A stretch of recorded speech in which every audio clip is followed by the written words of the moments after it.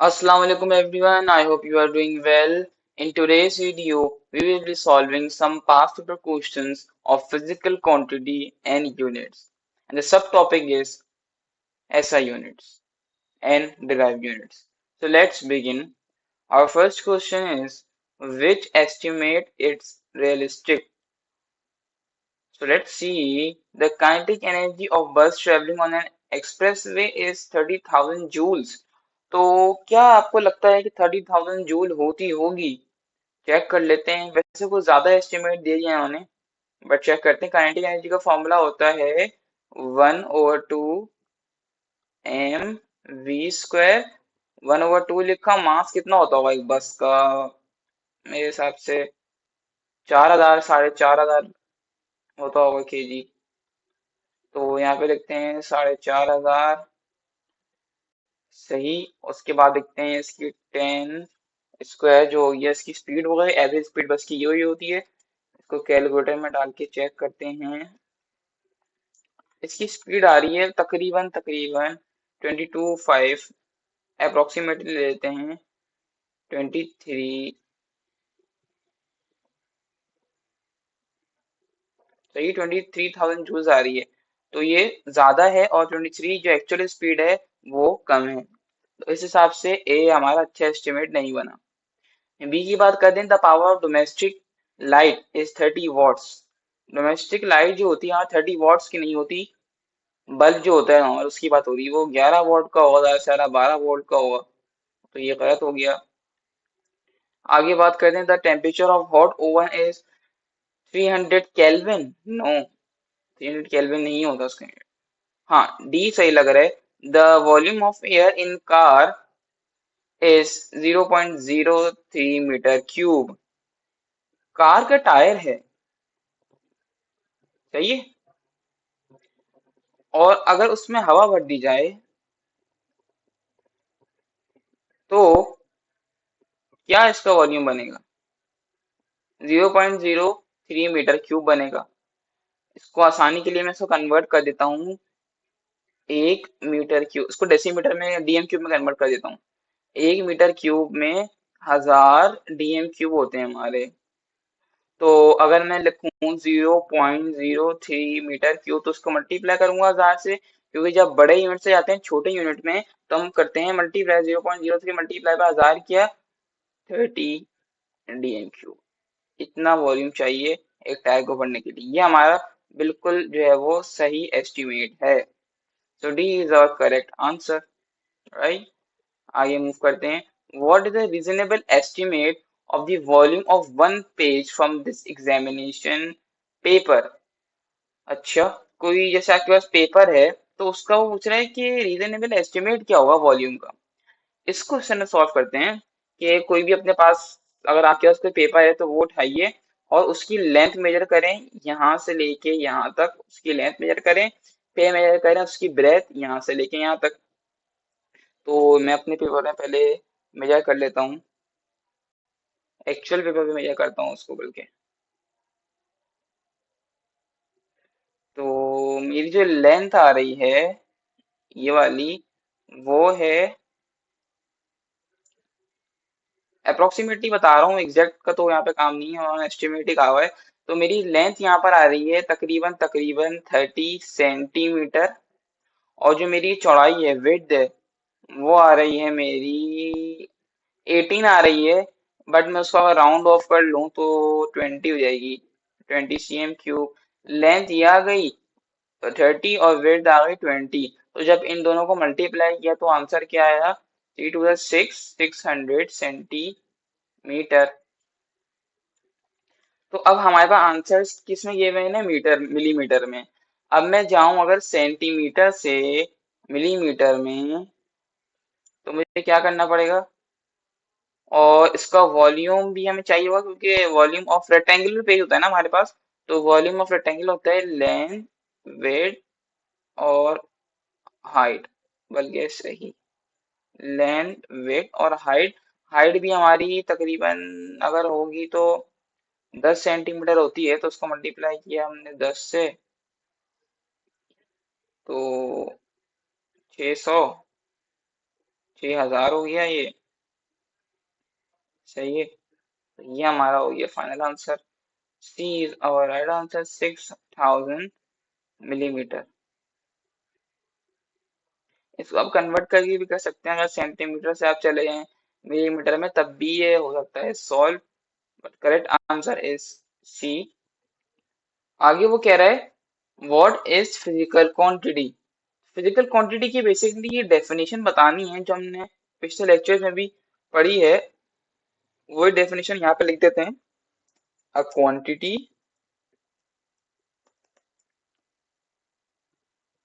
which have quantity which can be measured, have magnitude। Short form में लिख रहा हूँ, बस दो तो तीन तीन वर्ड करके लिख रहा हूँ ताकि आपको समझ में आ जाए। बाकी आपको डेफिनेशन खुद लिख लीजिएगा, एक समरी लिख रहा हूँ, समझ लें। A quantity which can be measured, have magnitude and have units.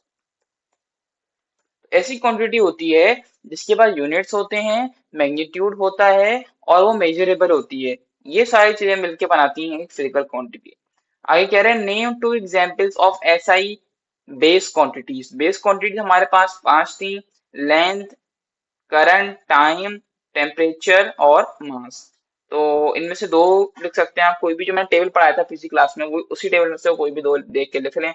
मैं यहाँ पे लिख रहा हूँ अभी के लिए लेंथ एंड टाइम, कुछ भी मैंने लिख दी दो यहाँ पर। अच्छा, आगे कह रहे हैं what is the SI unit for electric current.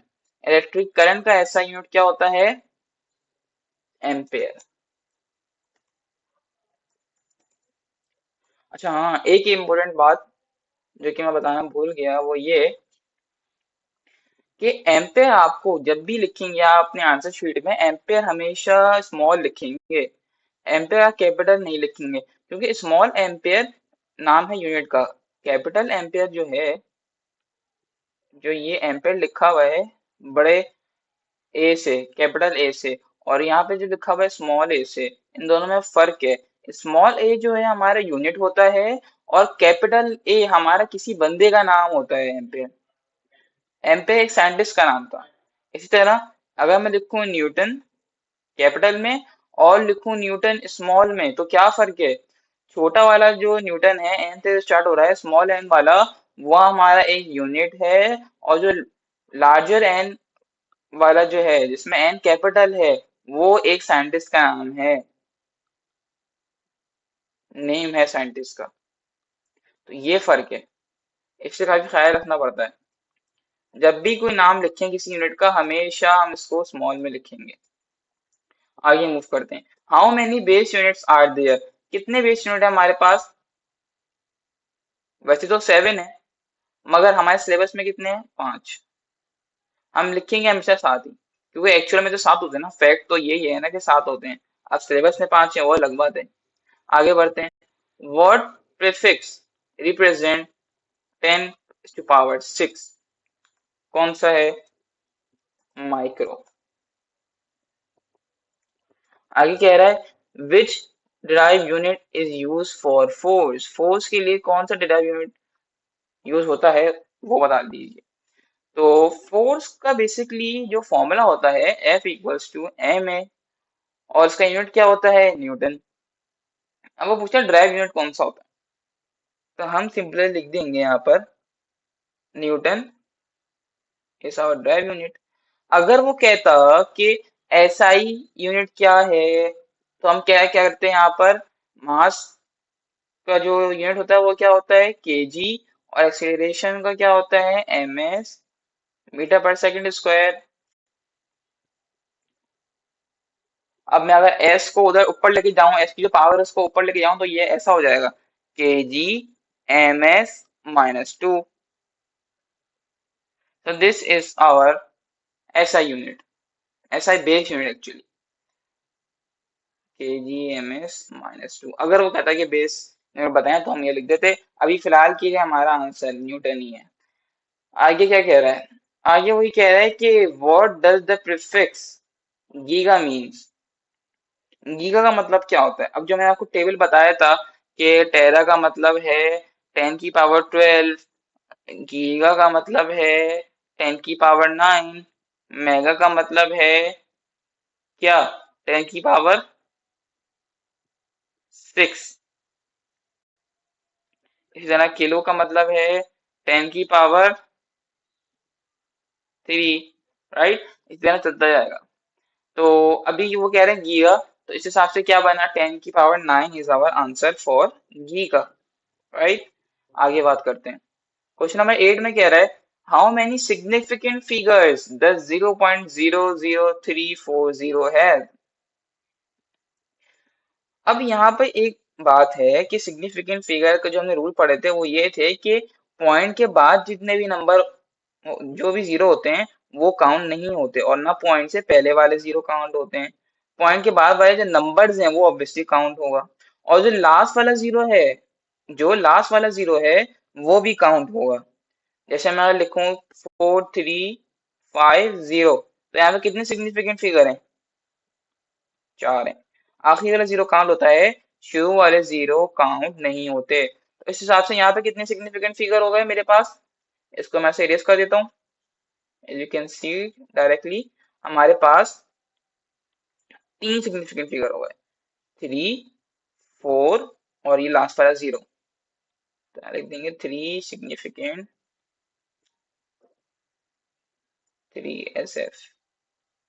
Figure. आगे बात करते हैं। आई होप यहाँ तक आपको अंडरस्टैंड हो गया होगा। आगे बात करते हैं। आगे हमारे पास हैं कुछ फिल इन द ब्लैंक्स, ये सॉल्व करते हैं।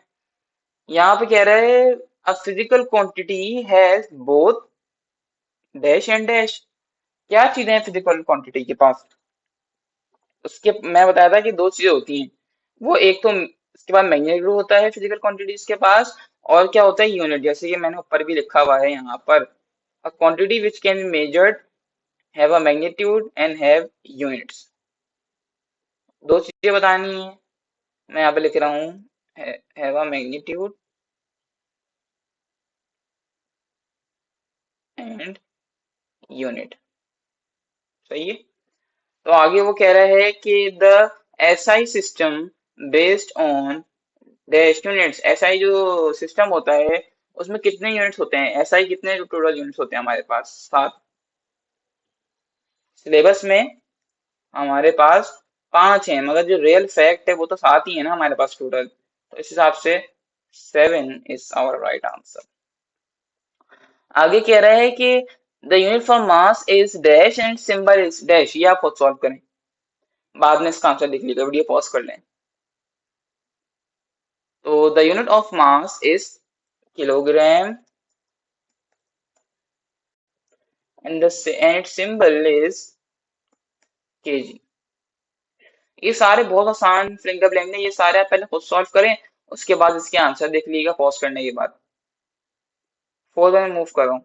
The prefix kilo correspond to a multiply factor of 10 की पावर 3। ये लैपटॉप में वाला सिंबल नहीं आता तो मैं ये सिंबल इस्तेमाल कर रहा हूँ। The unit of velocity is ms-1।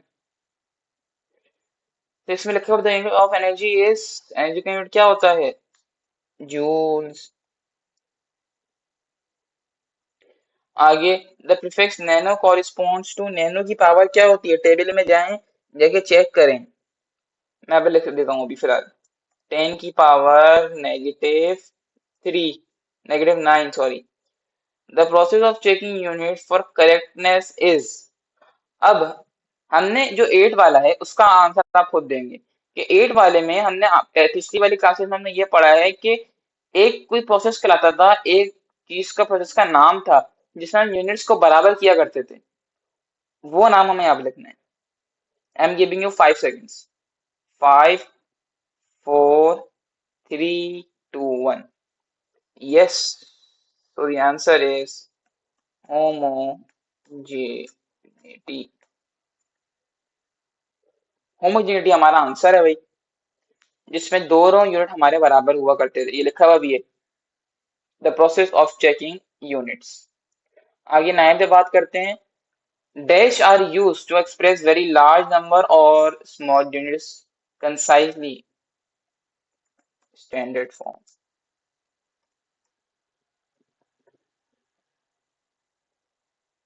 Standard form हमारी यूज होती हैं इसीलिए कि वो बड़ा यूनिट्स को छोटा छोटा लिख देती हैं। कैसे, इसका मतलब क्या है बताता हूँ।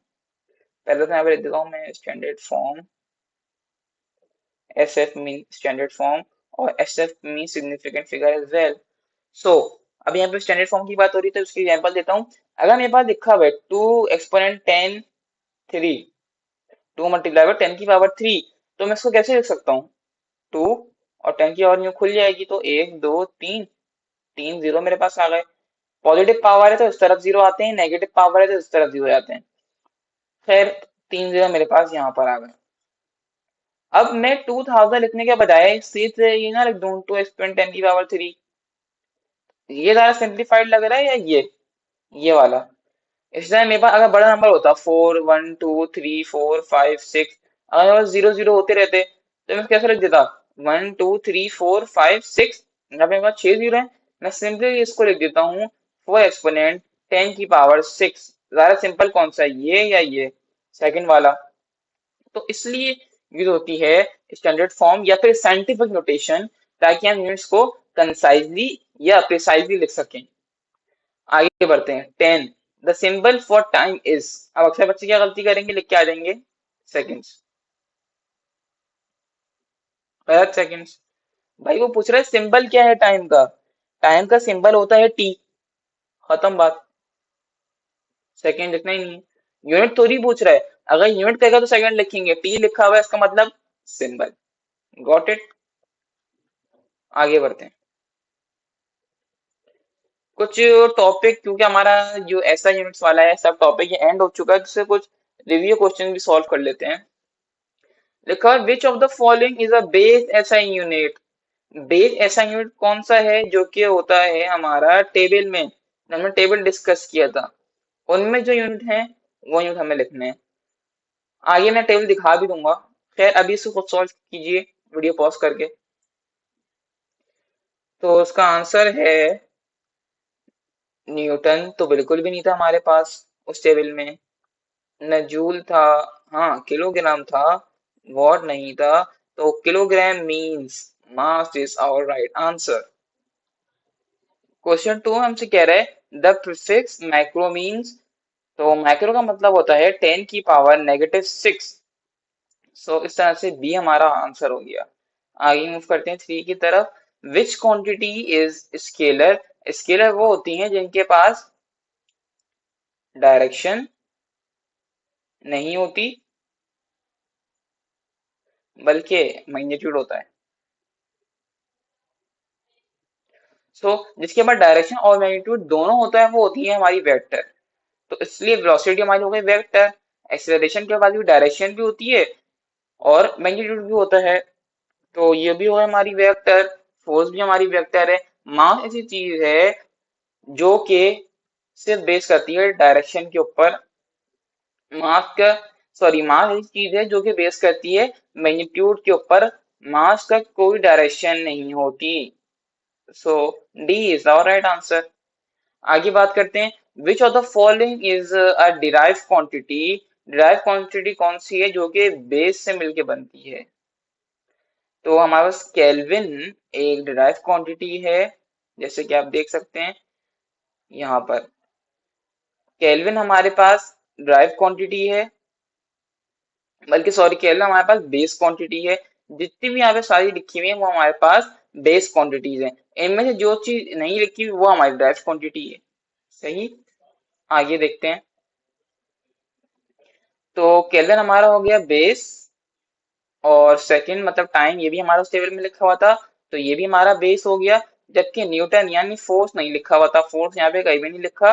सो इस हिसाब से फोर्स हमारा डिराइव क्वांटिटी हो गया। अगेन मीटर यानी लेंथ हमारा बेस क्वांटिटी है। तो इस हिसाब से क्या आंसर हो गया हमारा, सी। आगे बढ़ते हैं। How many base units are there in SI system. कितने हैं यहाँ पर एक दो तीन चार पाँच छः सात, हमारे सिलेबस में पांच हैं मगर बच्चों को हमारे पास सात ही है ना, so that is why C is our right answer. The unit of power is, ये तो खुद ही सॉल्व कर लें आप लोग, वॉट्स। आगे बढ़ते हैं, what is the base SI unit for amount of substance. Amount of substance का यूनिट आपको पता तो नहीं होना चाहिए बट मैं बता देता हूँ, मोल है, ये हमारे सिलेबस में नहीं है। आगे बढ़ते हैं, a measurement quoted as 6 exponent 10 power 2 has how many significant figures. तो अब यहाँ पे सिग्निफिकेंट फिगर के रूल अप्लाई करेंगे, 6.00 एक्सपोनेंट 10 की पावर 2 लिखा हुआ है। अब ये 10 की पावर 2 है, इसको हम साइड में रख देते हैं क्योंकि इसका कोई इफेक्ट नहीं होता सिग्निफिकेंट फिगर पर, तो ये इसका हम इग्नोर करते हैं। अब यहाँ पे लिखा हुआ है 6 0 और 0, पॉइंट के बाद जितने भी हमारे पास नंबर आते हैं, पॉइंट के बाद जितने भी हमारे पास नंबर आते हैं, चाहे वो 0 हो, 1 हो, 9 हो या 8 हो, वो सारे सिग्निफिकेंट कंसिडर किए जाते हैं। तो ये भी सिग्निफिकेंट हो गया, और इससे पहले बार तो 6 लिखा हुआ ऑब्वियसली, तो ये भी सिग्निफिकेंट हो गया। तो कितने होगा हमारे पास total, 1 2 3, 3 is our right answer, C. Which of the following is not a base SI quantity? कौन सी ऐसे क्वांटिटी नहीं है? लेंथ नहीं, ये तो बेस क्वांटिटी है।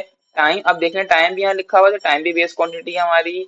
अब बात करते हैं प्रेशर की, प्रेशर नहीं लिखा हुआ था वहां पर, तो प्रेशर हमारी हो गई डिराइव क्वांटिटी, अगेन मास बेस क्वांटिटी है। सी इज आवर करेक्ट आंसर।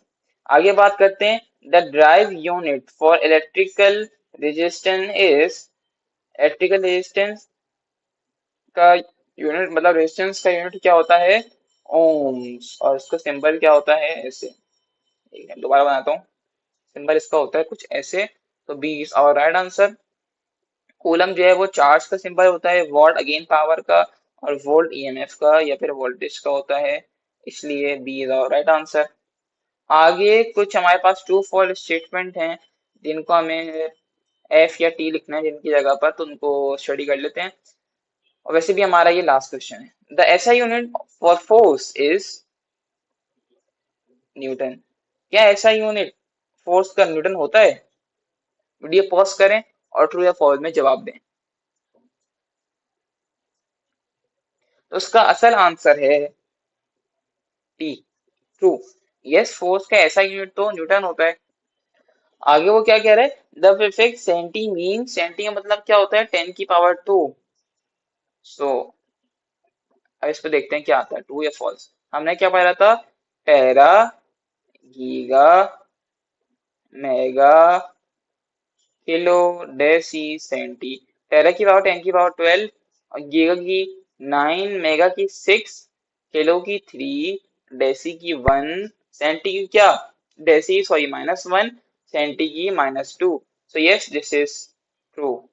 आगे बढ़ते हैं, स्केलर्स है बोथ मैग्नीट्यूड एंड डायरेक्शन, नहीं तो वो तो वेक्टर्स के पास होता है। फॉर्म में क्या है, derived quantities are form only by addition of base quantities, नहीं, ड्राइव क्वांटिटीज और क्वांटिटीज से भी मिलकर तो बन सकती हैं, जरूरी थोड़ी है कि बेस क्वांटिटीज हो। तो उसका आंसर हो गया हमारे पास फॉल्स। ठीक है, the base unit for temperature is kelvin, बिल्कुल ठीक लिखा हुआ है, बेस यूनिट टेम्परेचर, टेम्परेचर का हाँ केल्विन ही होता है। फिफ्थ में लिखा हुआ है, साइंटिफिक नोटेशन यानी स्टैंडर्ड फॉर्म हेल्प अस इन एक्सप्रेसिंग लार्ज नंबर्स कन्वीनियंटली, ये हमने पीछे भी पढ़ा था, सही, true. Checking the homogeneity of an equation confirms it always correct. अगर कोई इक्वेशन होमोजीनियस है तो क्या इसका 100% मतलब यही है कि वो सही होगी? अगर कोई इक्वेशन, दोबारा पूछता हूँ, अगर कोई इक्वेशन सही है तो उसका मतलब ये होगा कि वो होमोजीनियस है? नहीं। अगर कोई इक्वेशन गलत है तब भी वो होमोजीनियस हो सकती है, तो ये बात गलत लिखी है कि ऑलवेज करेक्ट, गलत इक्वेशन भी होमोजीनियस हो सकती है, तो ये फॉल्स हो गया। एक में लिखा हुआ था, ऐसा unit for luminous intensity is candela. क्या ल्यूमिनस इंटेंसिटी का यूनिट कैंडेला होता है? ये बात तो आपको नहीं पता, तो मैं लिख देता हूँ यहाँ पर, ये बात सही है। लास्ट में लिखा मेगा पिक्सेल्स कॉरिस्पॉन्ड टू 10 की पावर -12, तो ये बात फॉल्स हो गई। मेगा का यूनिट क्या होता है, 10 की power 6. So that's it for today's class. Thanks for watching. I will see you guys in the next video. Till then, Allah Hafiz.